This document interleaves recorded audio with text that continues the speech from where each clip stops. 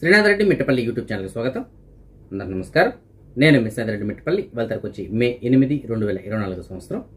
ఇవాళ ముఖ్యాంశాలకు వచ్చినట్లయితే, కువైట్లో మానవ అక్రమ రవాణా మరియు వలసదారుల అక్రమ రవాణాని అరికట్టడం కోసం చెప్పేసి టాస్క్ ఫోర్స్ని ఏర్పాటు చేసినట్టు తెలియజేస్తున్నారు. అది కూడా ఒక 3 నెలల కోసం. సో ఈ 3 నెలల కాలంలో కువైట్లో ఎవరైతే అక్రమంగా మనుషుల రవాణా జరిగి ఉంటుందో, అంటే ఇల్లీగల్గా కువైట్కి వచ్చి ఉంటారు, అలాగే ఎవరైతే వలస కార్మికులు ఉంటారో అలాంటి వారిని గుర్తించి వారికి అవగాహన కల్పించడం, అలాగే కార్మికుల యొక్క చట్టాలు అంటే వారికి సంబంధించిన హక్కులు ఏవైతే ఉంటాయో వాటిపైన అవగాహన కల్పించడం, అలాగే అక్రమంగా వచ్చిన వాళ్ళు ఎవరైతే ఉంటారో వారిని వారి సొంత దేశాలకు పంపించడానికి కువైట్లో ఉన్న స్వచ్ఛంద సంస్థలు ఏవైతే ఉంటాయో వాటి ద్వారా పంపించడం కానీ ఇలాంటి వాటిపైన వీళ్ళు పనిచేయడం జరుగుతుందని చెప్పేసి తెలియజేస్తున్నారు. సో ఏదైనప్పటికీ కువైట్లో ఇకపైన మానవుల యొక్క అక్రమ రవాణా కానీ లేదంటే వలస కార్మికులు ఎవరైతే ఉంటారో అలాంటి వాటిపైన గట్టిగా చర్యలు ఏదైనా తీసుకోబోతున్నారు. ఆ విధంగా ఎవరు కానీ ఇకపైన రావడానికి కుదరదు. ఒకవేళ ఆల్రెడీ ఎవరైనా ఉంటే కనుక కువైట్లో వారిని కూడా పంపించడానికి ఏదైనా ఏర్పాట్లు చేస్తున్నారు. సో అలాంటి వాళ్ళలో వారికి కొద్దిగా అవగాహన కల్పించడం, భవిష్యత్తులో ఇలాంటివి పునరావృతం కాకుండా చూసుకోవడం, ఇలాంటివి ఏదైనా చేస్తారని చెప్పేసి తెలియజేస్తున్నారు. సో 3 నెలల కోసం అని చెప్పేసి ఈ టాస్క్ ఫోర్స్ని ఏర్పాటు చేసినట్టు తెలుస్తుంది. క్యాపిటల్ గవర్నరేట్లోని అతిపెద్ద మార్కెట్లలో ఒకటైనటువంటి ముబారకియా మార్కెట్ ఏదైతే ఉందో, క్యాపిటల్ గవర్నరేట్లో ఉన్నటువంటి ముబారకియా మార్కెట్, ముబారకియా అంటే అందరికీ తెలిసే ఉంటుంది. ఈ మార్కెట్లో ఉన్నటువంటి మాంసం దుకాణాల్లో సుమారుగా 40కి పైగా అక్కడ మాంసం దుకాణాలు ఉన్నాయి. ఈ మాంసం దుకాణాల్లో కువైట్కి సంబంధించినటువంటి public authority for food and nutrition, PAFN అని చెప్పేసి అంటారు. సో వీళ్ళు తనిఖీలు అయితే నిర్వహించారు. ఈ తనిఖీల్లో ఈ public authority for food and nutrition సంబంధించినటువంటి సూపర్వైజర్, అందులోని క్యాపిటల్ గవర్నరేట్కి సంబంధించిన సూపర్వైజర్ ఎవరున్నారో ఆయన తెలియజేస్తున్న దాని ప్రకారం వీళ్ళు తనిఖీలు నిర్వహించినప్పుడు అక్కడ ఉన్నటువంటి శుభ్రత పైన వీళ్ళు కొద్దిగా ఆందోళన అయితే వ్యక్తం చేస్తారు. ఎందుకంటే అక్కడ చాలా షాపులు అయితే శుభ్రతను పాటించట్లేదు, నిబంధనలను అతిక్రమిస్తున్నారు, అపరిశుభ్రంగా ఉన్నాయి, హైజీనిక్గా లేవు అని చెప్పేసి ఆయన తెలియజేస్తున్నారు. సో ఆ విధంగా ఉన్నప్పుడు ప్రజల యొక్క ఆరోగ్యం నుండి దెబ్బతినడానికి అవకాశం ఉంటుంది. ముఖ్యంగా మాంసం దుకాణాలు ఉన్నప్పుడు ఫ్రెష్గా ఉండాలి. అలాగే మనం అందించేటువంటి మాంసం కావచ్చు, అలాగే అక్కడ లభించేటువంటి లివర్ కానీ గుండె కానీ ఇలాంటివి ఫ్రెష్గా ఉండాలి. అలాగే ఎక్స్పైరీ డేట్లు కూడా జాగ్రత్తగా చూసుకోవాలి. ఒకవేళ పాడైపోయిన మాంసం కనుక అందించినట్లయితే ప్రజల యొక్క ఆరోగ్యంపై దాని యొక్క ప్రభావం ఉంటుంది. కాబట్టి అలాంటివి జరగకుండా చూసుకోవాలని చెప్పేసి వాళ్ళకి కొన్ని సూచనలు ఇచ్చినట్లు, అలాగే ఎవరైతే నిబంధనలు అతిక్రమించారో వారిపైన చర్యలు కూడా తీసుకున్నట్లు తెలియజేశారు. కువైట్కి సంబంధించినటువంటి విద్యా మంత్రిత్వ శాఖలో పనిచేస్తున్నటువంటి సుమారుగా 173 మంది ఉపాధ్యాయులు మరియు అడ్మినిస్ట్రేటర్స్ అంటే నిర్వాహకులు ఎవరైతే ఉంటారో వారికి పదవి విరమణ చేపించాలి అని చెప్పేసి ఆలోచిస్తున్నట్టు తెలియజేస్తున్నారు. అంటే వాళ్ళకి రిటైర్మెంట్ ఇవ్వాలని చెప్పేసి ఆలోచిస్తున్నారు. ఎందుకంటే వాళ్ళకి ఆల్రెడీ ఈ విద్యా సంస్థలో సర్వీస్ అయితే 34 సంవత్సరాలకు పైగా ఉందంట. 34 ఇయర్స్ పైగా సర్వీస్ అయితే కంప్లీట్ అయింది. సో ఆ కారణం చేత వాళ్ళకి రిటైర్మెంట్ ఇవ్వాలి. సో వాళ్ళకి రిటైర్మెంట్ ఇచ్చినట్లయితే దీని తర్వాత కొత్త ఉద్యోగాలు అంటే కొత్తగా టీచర్స్ రావడానికి అవకాశం ఉంటుంది. అలాగే సజావుగా విద్యా వ్యవస్థ అయితే ముందుకు వెళ్ళడానికి అవకాశం ఉంటుంది. సో దీని దృష్ట్యా వాళ్ళ నిర్ణయం తీసుకుంటే తెలియజేస్తున్నారు. ఈ 173 మందిలో ఎవరు ఉన్నారో మనం చూసుకున్నట్లయితే ఉపాధ్యాయులు మరియు సూపర్వైజర్స్ సుమారుగా ఒక 156 మంది ఉన్నారు. అలాగే అడ్మినిస్ట్రేటర్స్ వచ్చి ఒక 11 మంది ఉన్నారు. వీళ్ళందరూ కూడా కువైట్కి సంబంధించిన వాళ్ళు. సో ఒక 167 మంది.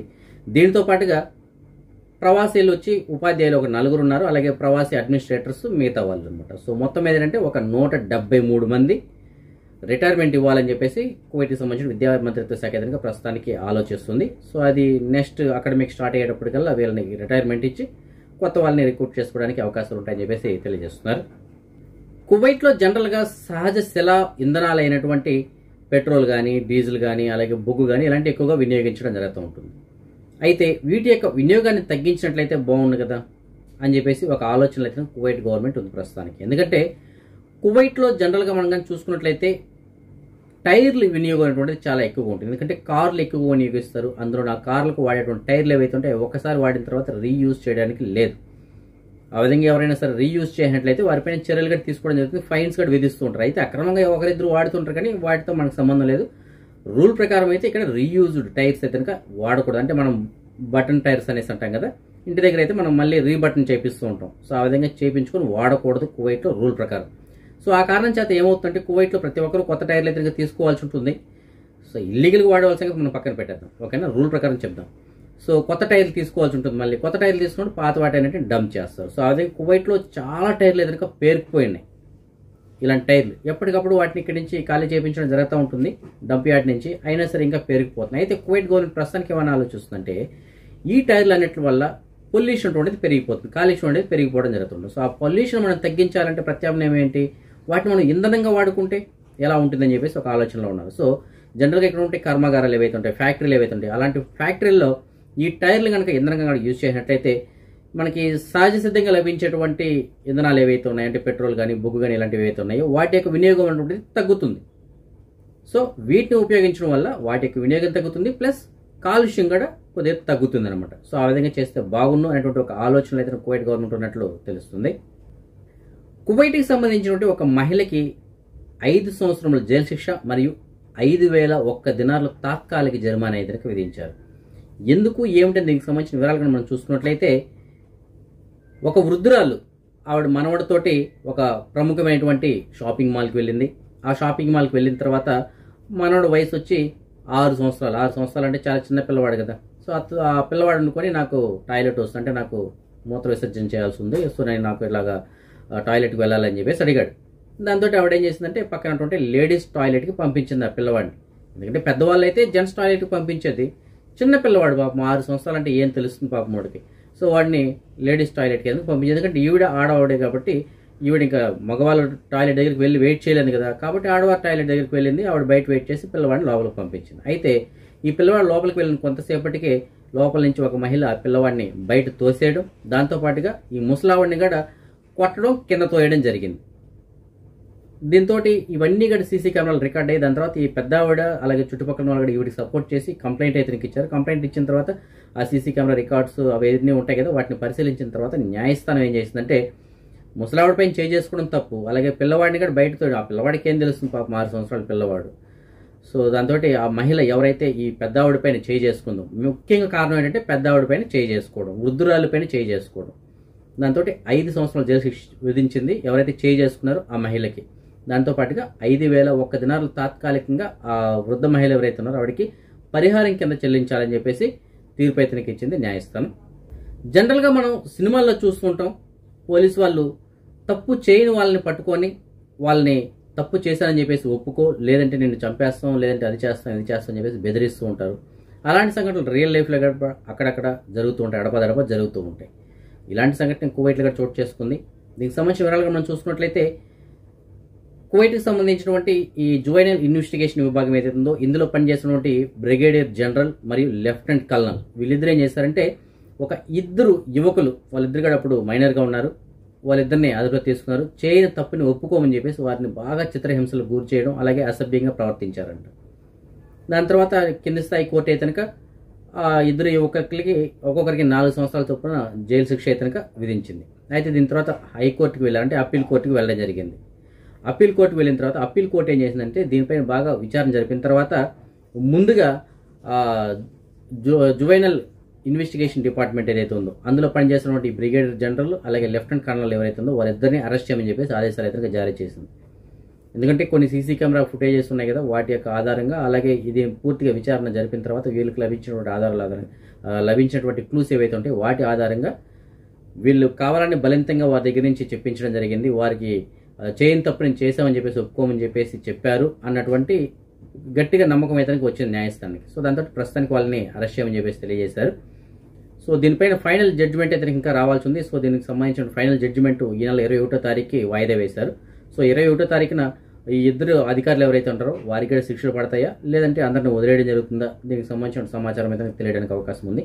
సో ఏదైనప్పటికీ తప్పు చేయనటువంటి ఒక 2 మైనర్ని తప్పు చేశామని ఒప్పుకోమని చెప్పేసి వీళ్ళిద్దరూ వేధించినట్లు న్యాయస్థానంలో ఈ పిల్లలకు సంబంధించినటువంటి అంటే యువకులు ఎవరైతే ఉన్నారో వారికి సంబంధించినటువంటి న్యాయవాది అంటే లాయర్ ఎవరైతే ఉంటారో ఆయన వాదించారు.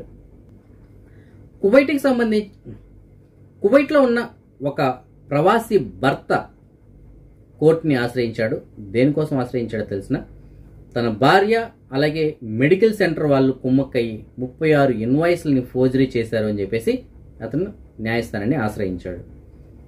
ఏంటికి దీనికి సంబంధించిన వివరాలను చూసుకున్నట్లయితే వీళ్ళకి ముందు గతంలో ఏదో ప్రాబ్లమ్స్ ఉంది, దాని తర్వాత విడాకులు అయితే తీసుకోవడం జరిగింది. అయితే ఆవిడ అంటే ఆ మాజీ భార్య ఎవరైతే ఉన్నారో ఆవిడ ఏం చేసిందంటే తన కుమారుడికి చూపించుకోవడం కోసం అని చెప్పేసి ఆ కుమారుడికి ఆరోగ్యం సరిగా లేదు, మానసిక వైద్యులకు చూపించాలని చెప్పేసి దానికి అయినటువంటి ఖర్చుకు గాను ఇంత అయ్యింది అని చెప్పేసి ఒక 34 బిల్స్ని ఆవిడ సబ్మిట్ చేసిందంట, ఇతను కట్టమని చెప్పిందంట. అయితే ఇతనేమని వాదిస్తున్నాడంటే న్యాయస్థానంలో లేదు ఇదంతా అబద్ధం, మా పిల్లవాడికి ఎలాంటి ప్రాబ్లం లేదు, బాగున్నాడు, ఈవిడ కావాలని ఆ క్లినిక్ ఏదైతే ఉందో ఆ మెడికల్ సెంటర్ ఏదైతే అంటే ఆ హాస్పిటల్ ఏదైతే ఉందో ఆ హాస్పిటల్తో కుమ్మక్కయ్యి కావాలని 36 తప్పుడు బిల్స్ని ఆవిడ ప్రవేశపెట్టిందని చెప్పేసి ఈయన కోర్టులో అయితే కనుక వాదించాడు. అయితే దీనిపైన ఇంకా తీర్పు అయితే కనుక రావాల్సి ఉంది. మరి న్యాయస్థానం దీనికి సంబంధించిన పూర్తి వివరాలనేటువంటి సేకరించిన తర్వాత తీర్పు అనేటువంటిది వెలువడించడం జరుగుతుంది. అదే మనం ఈ మనీ ఎక్స్చేంజ్ విషయానికి వచ్చినట్టయితే ప్రస్తుతానికి ఒక కువైట్ దినార్ మన భారతదేశం రూపీస్లో సుమారుగా 271 రూపాయల 22 పైసలకు ఉంది. సో ఎక్స్చేంజ్ ధర చాలా బాగుందని చెప్పేసి చెప్పుకోవాలి. బంగారం విషయానికి వచ్చినట్లయితే బంగారం ధర మాత్రం గత 2-3 రోజులుగా స్థిరంగా ఉంది. మాలియాలో ఉన్న సుకుల్వతి అనేటువంటి షాప్ నెంబర్ 121లో ఉన్న ఎఫ్కే జ్యువెలర్స్ వాళ్ళు మనకు అందించిన సమాచారం మేరకు 22 క్యారెట్ల బంగారం ప్రస్తుతానికి ఒక గ్రామ్ ధర 22 దినార్ల 50 పిలుసుగా ఉండగా 24 క్యారెట్ల బంగారం ప్రస్తుతానికి ఒక గ్రామ్ ధర 23 దినార్ల 29 పిలుసుగా ఉంది.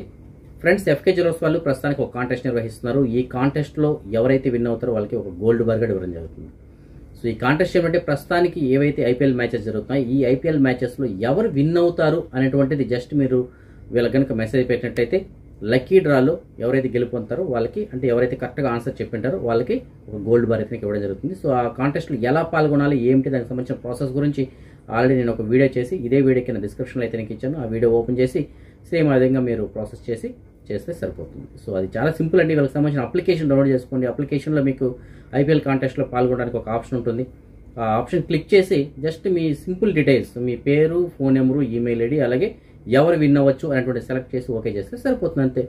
ఇక ఫైనల్లో వెళ్ళి తీసినటువంటి లక్కీ డ్రాలో బహుశా మీరే ఆ గోల్డ్ బార్ గెలుచుకున్నటువంటి వ్యక్తి కావచ్చేమో. సో ఇవి ఫ్రెండ్స్ ప్రస్తుతానికి అప్డేట్స్. రేపు రాత్రి 9 గంటలకు వచ్చే వీడియోలో మరిన్ని అప్డేట్స్ కలుసుకుందాం. అంతకు సెలవు. జై హింద్.